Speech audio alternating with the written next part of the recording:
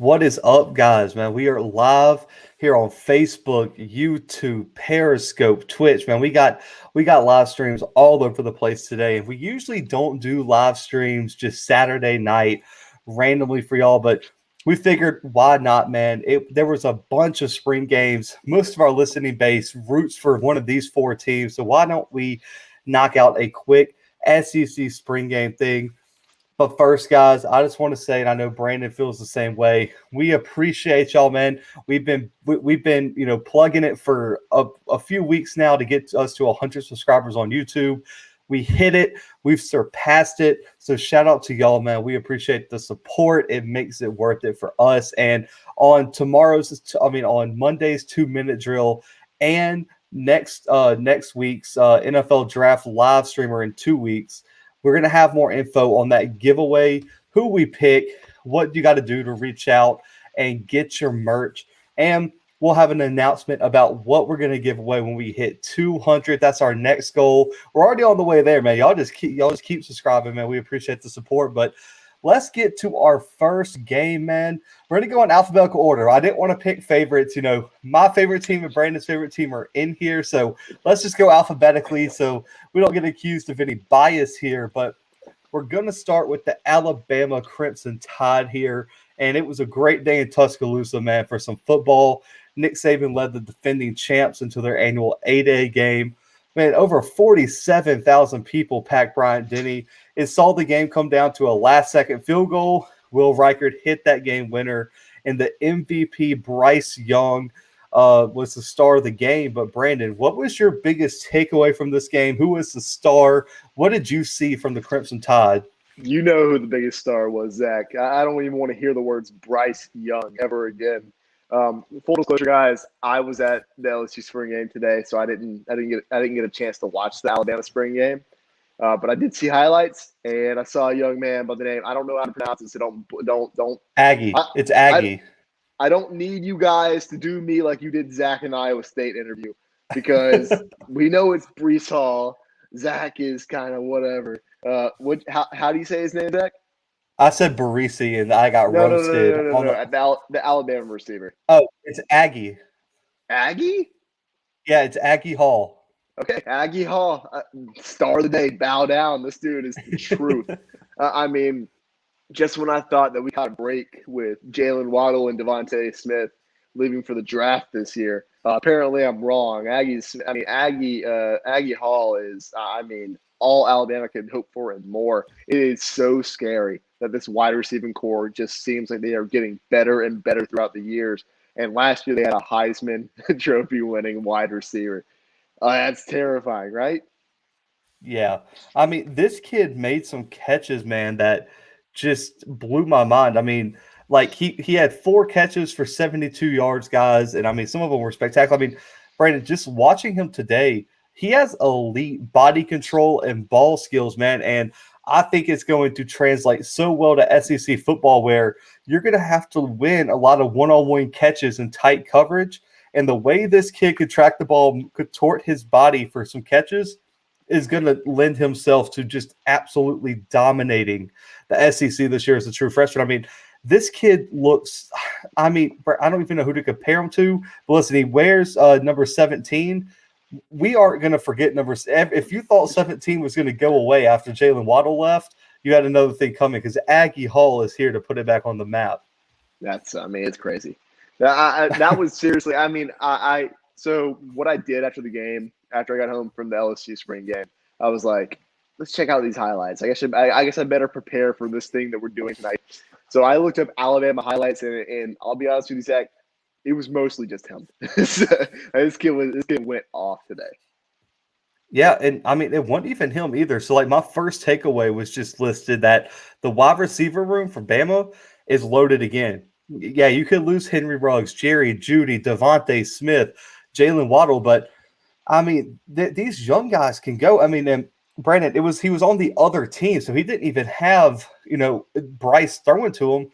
But Trayshawn Holden looked like a real factor. 9 catches for 89 yards, led the white team in catches, receiving yards, and I think he had the most catches in the game. And then you have Billingsley, man. Billingsley at that tight end slot, I really, really like. I think he's going to be an X factor. You still have Slade Bolden. You still have Mechie who didn't play. And now you have this elite wide receiving core to put around a young quarterback like Bryce Young. Man, listen, coming from an Auburn fan and LSU fan on this podcast, it's going to be a long year if you think Alabama's just going to fall off the map, guys, because this team is loaded. Aggie Hull, Trayshawn Holden were my two big people to watch. But, Brandon, I know you said don't say his name. My second takeaway, though, is Bryce Young, for a young guy who hasn't had a lot of experience, looked like the real deal. But I caution Alabama fans to be patient with him because there is going to be growing pains. And he was praised after the game by Saban for handling some offensive mishaps that happened.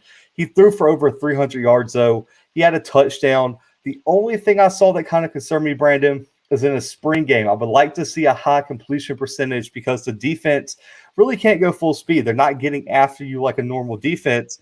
Only 56% completion percentage worries me. They made him throw a lot. He had like 40 attempts. But the staple of the Alabama offense under Tua and under Mac Jones is be quick and efficient and accurate with your passes. And I really worry that it's going to take some time for him to get there. But for me, he's still young. He has plenty of time. And I think the future is really, really bright for Bryce Young after today.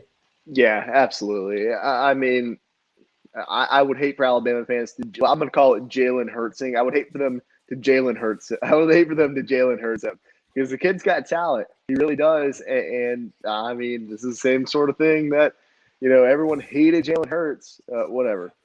Until he left, which that's a whole nother topic. We won't get to that probably ever. But Zach knows my gripe with that.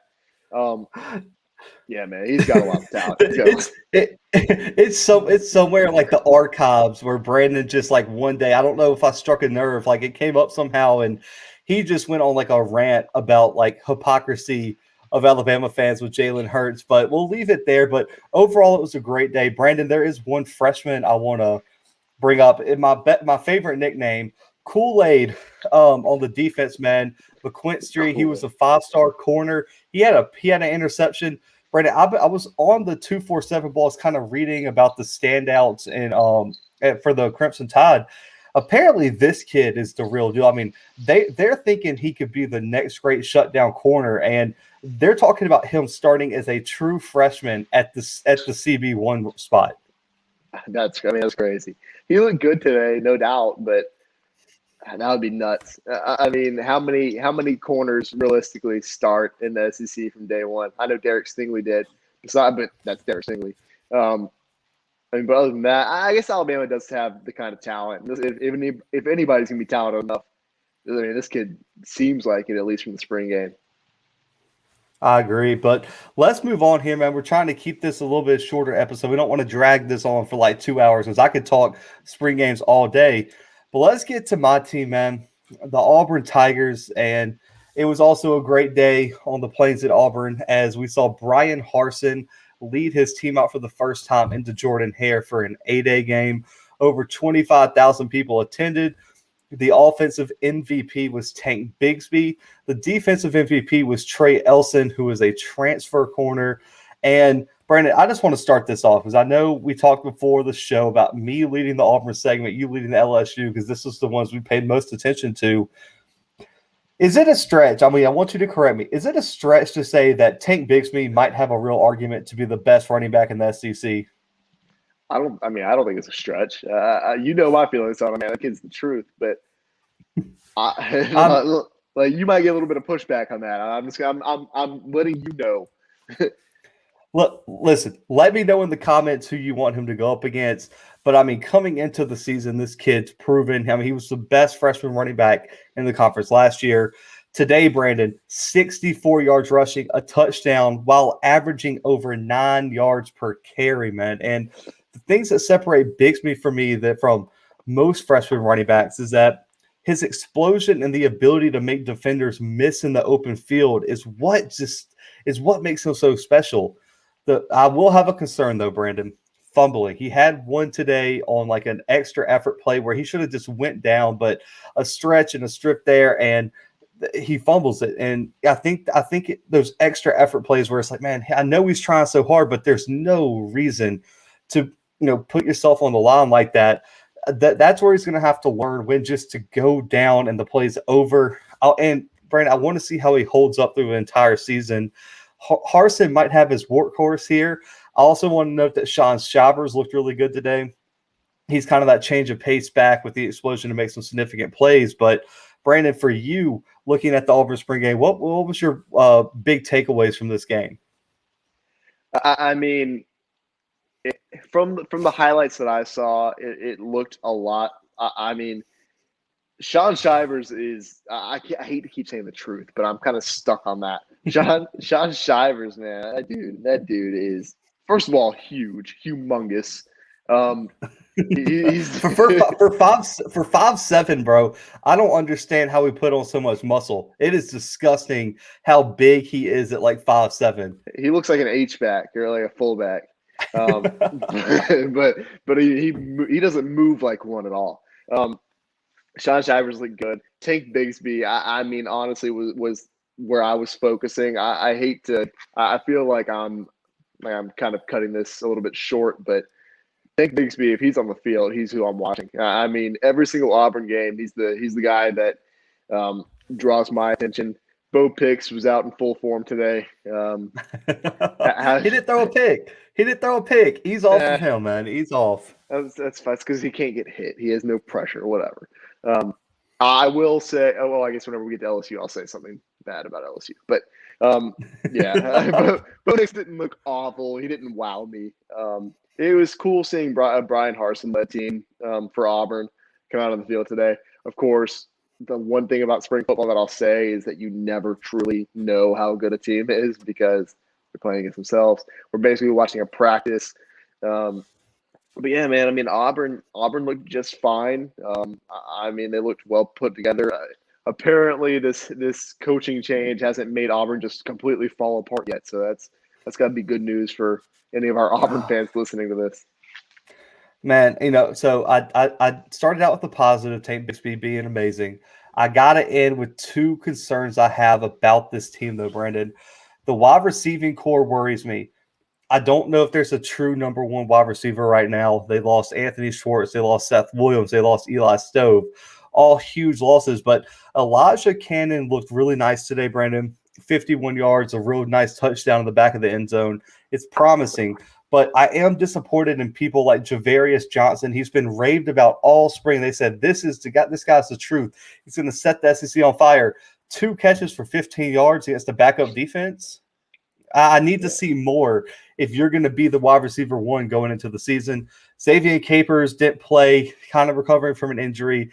He got a lot of time last year, so I think he'll be a guy you got to watch out for. This is going to be a huge storyline, but let me end before we move on to Georgia here. Bo Nix, like Brandon said, looked solid, but not spectacular today. I agree with that. That's exactly what I had written down. Nix threw for 100 yards, a touchdown. He rushed for 30, but Brandon, same concern with Bryce Young. Only 60% completion percentage, and against the not first-team defense. I need to see better from a third-year starter in Bo Nix. He needs to be more efficient in this new Mike Bobo offense, and it makes me worry that the second-team Auburn defense was finding ways to force him into missing passes. He had a couple he threw too short, a couple he threw too high. So the best way for me to put it, Brandon, is I'm cautiously optimistic about Nix, but I'm not over the moon with his performance today, and I have a lot of concerns. So that's where I stand on Bo Nix, guys. But, let's get to Georgia here, man. This is a game that I have been dying to talk about, guys. And we got the Georgia Bulldogs. That it was in Athens today. Kirby Smart, gearing up for another SEC title playoff run. Over 20,000 people attended G-Day. And Brandon, what was your biggest takeaway? Because I'm assuming we got the same one here. I didn't watch this game, Zach. Go ahead and hit me with yours. Well, all I'm going to say is George Pickens is a huge loss. I know we got some Georgia fans that watch this podcast. George Pickens is going to be missed, but the cupboard is not bare. That wide receiving room is not bare out there in Athens. Darnell Washington, Brandon, 84 yards and a touchdown. Demetrius Robertson, 88 yards and a touchdown. And then this kid came out of nowhere. I have not heard of this kid. I don't know where he came from. And Adonai Mitchell, 7 catches, 105 and a touchdown, Brandon. And these are going to be some of the biggest targets for JT Daniels. They showed explosiveness. They're going to get the Bulldogs fans hype in the fall. But my takeaway from this room, mostly, Brandon, Darnell Washington is a monster. That is a physical specimen, and he is going to be a matchup nightmare for some teams. I mean, this kid is bigger than Kyle Pitts. I mean, just size-wise, but has like the same athleticism to get out there in the slot and burn somebody up. This kid is going to be a star for the Bulldogs, I believe. We saw him kind of come out late in the season last year, especially in that Sugar Bowl win. I think, or Chick-fil-A Bowl, I believe. He's going to be a matchup problem for the anybody they play. But to see all these wide receiving targets really show up for Georgia today, man, I was really pleased with that. But yeah, that was my biggest one, man. But I mean, look at JT Daniels, though. That's another thing. 68% completion percentage, over 320 yards passing, Brandon, and 3 touchdowns against an offensive line.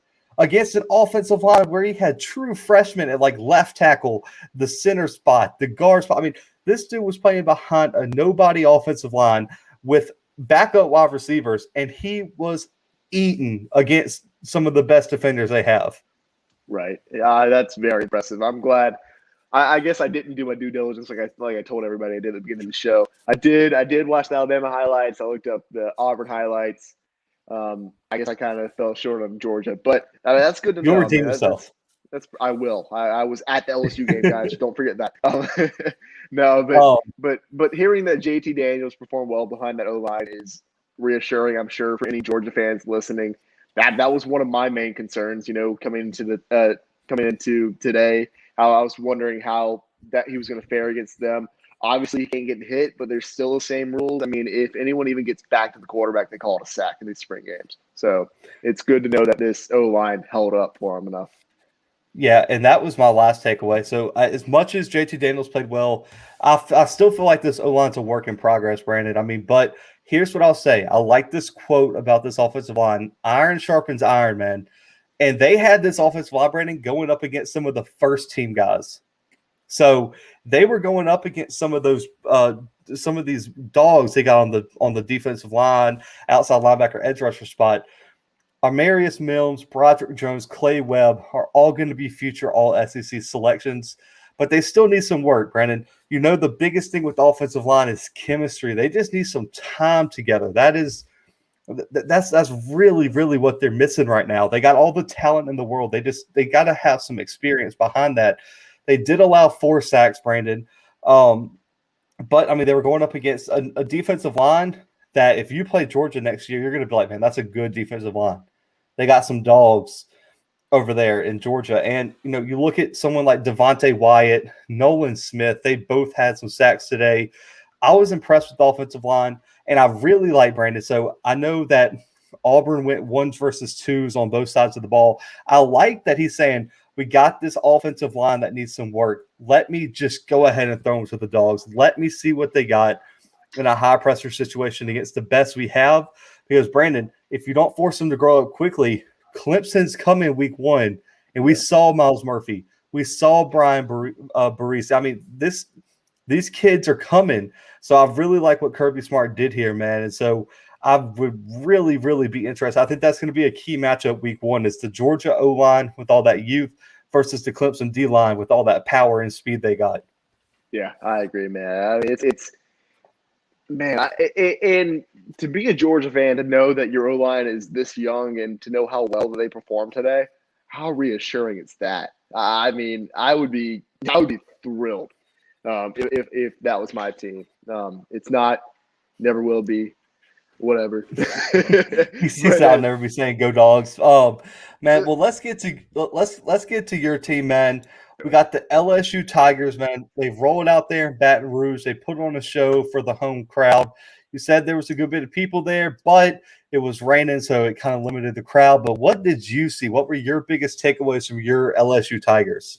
My biggest takeaway is it looks like LSU's wide receiver room is just on fire. Keishawn Butte came out, put on a clinic. Kirkland came out, put on a clinic. Even Coy Moore came out and put on a clinic today. I mean, and you know what's crazy about him, by the way? This is just kind of a little sidetrack. I don't mean to venture off the track too much here, or off the trail too much. But they had Coy Moore lining up at running back in an offense with Garrett Nussmeier, which is very interesting. You know, we all we know that LSU's running back room isn't quite as deep as they normally are, so it's very interesting to see him line up there, and not only line up as like a passing back, but to line up as a guy they were giving handoffs to him, man. So that's super interesting to me, and he looked good from the couple handoffs I saw him actually take today. Of course, he was behind that O-line one, so he's behind Austin Deculus, and he's behind Dare Rosenthal, and he's behind this mean offensive line. But that's what LSU has at their disposal. Zach, what were some key takeaways from you? What was maybe like the biggest either positive or negative that you saw out of the spring game? So do you want the good news first or the bad news first, P-Dub? I'm always a bad news first guy. Okay. I'm kind of worried about I guess worried about the pass blocking of the O-line a little bit. They gave up a lot of sacks. I mean, BJ Ojulari and them boys were getting after it. So here's the thing. It could be the offensive line was struggling, which is not a good thing. LSU has to have a good offensive line this year to succeed. Or it could mean that defensive line is going to be nasty this upcoming season. I think it's a bit of both, Brandon. I really do, but I would like to see better communication along the offensive line, better execution. I thought they could have done a better job of protecting the quarterbacks. And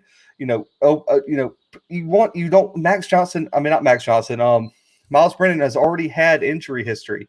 We can't be letting him get smacked around because, listen, I mean, I think BJ Ojulari and them boys are really good. But Brandon, that's not going to be the best defensive line you face all year. No, it's not. We know what Alabama has. We know what Georgia has. I mean, even Florida has some 5-stars transferring in. That Florida D-line is going to be really good. I want to see them get a bit more experience, and I wish I would have seen them execute just a little bit more. But on the positive side, man, I was right. I told y'all it was a 2-quarterback race. Max Johnson and Miles Brennan absolutely put on a show. I think Brennan, for me, they've really separated themselves even more than they already were. And I think it kind of gave Coach O that confirmation to be like, okay, I'm sorry, TJ Finley. We're gonna have to set you aside.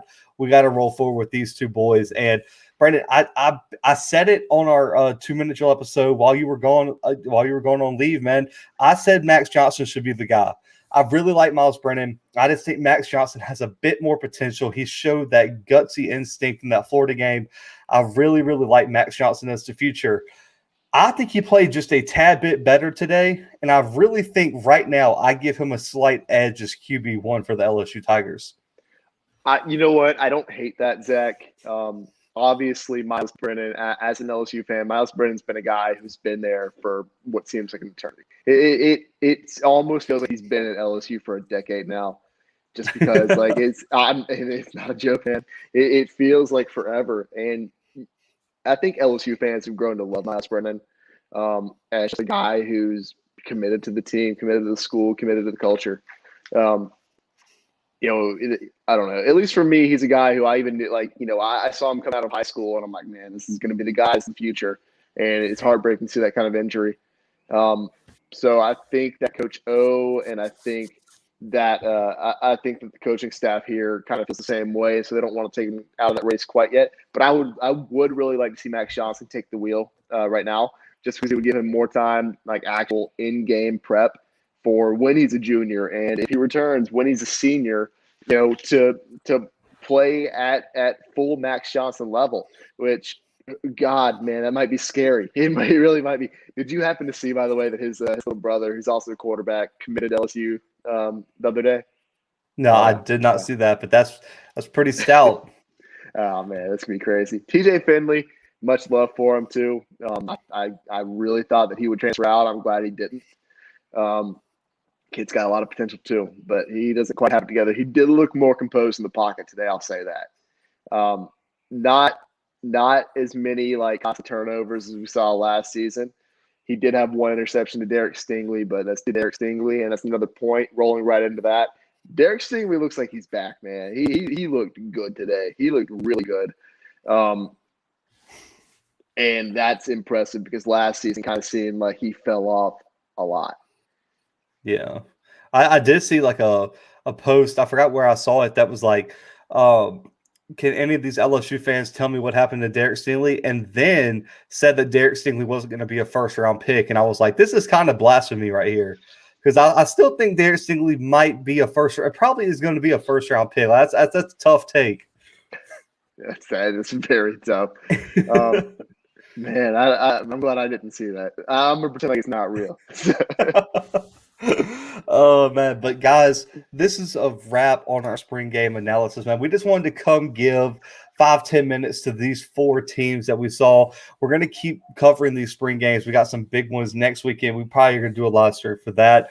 We'll probably cover a little bit, some storylines from other big ones. Ohio State had an amazing spring game today. There were some ballers over there that we might have to cover this week. But, guys, if you weren't here earlier, man, we just want to give y'all a shout out, man. Getting us over 100 subscribers on YouTube. More info is going to be released on our Monday's 2-minute drill about the merch bundle that we're giving to 5 of y'all.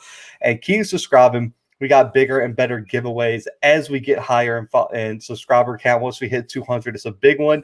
And the ultimate goal, guys, get to 1,000. And we got an amazing thing to give out, man. We're going to pick 2 or 3 of y'all for that. So make sure to subscribe. Keep supporting the Blue Bloods, man. I appreciate y'all giving us 20 minutes of y'all Saturday night. But, guys, for myself, for B-Dub, and the Blue Bloods, we are out.